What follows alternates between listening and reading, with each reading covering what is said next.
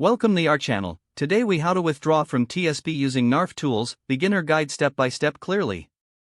To begin the withdrawal process from your Thrift Savings Plan, or TSP, you must first gather necessary documents.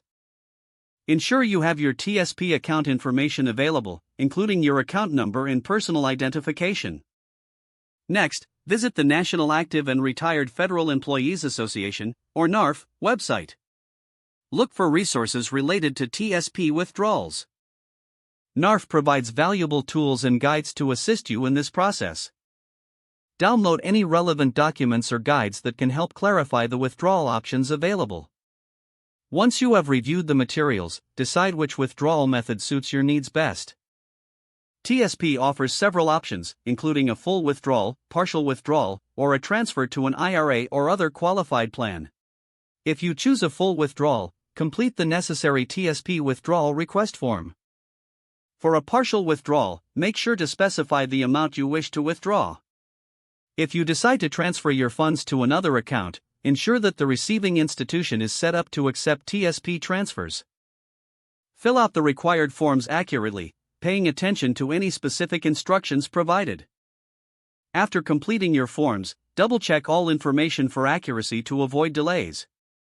Submit your completed forms to the TSP Service Office as instructed.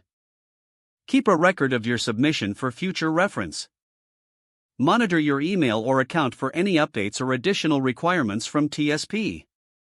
Once your request is processed, you will receive confirmation of your withdrawal.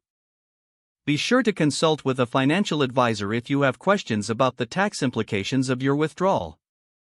By following these steps, you can successfully withdraw from your TSP using NARFE tools.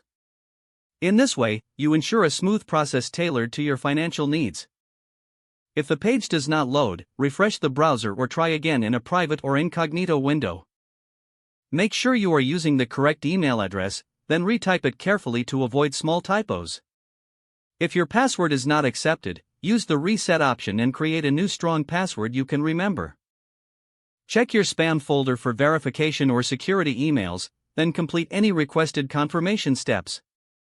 Enable two-factor authentication if available to improve account security and reduce unauthorized access risk. After signing in, review your profile details so your contact information and settings are accurate and current. If you see an error message, note it down and try again after restarting your device and internet connection. Log out when you finish, especially on shared devices, to keep your account and payment information secure.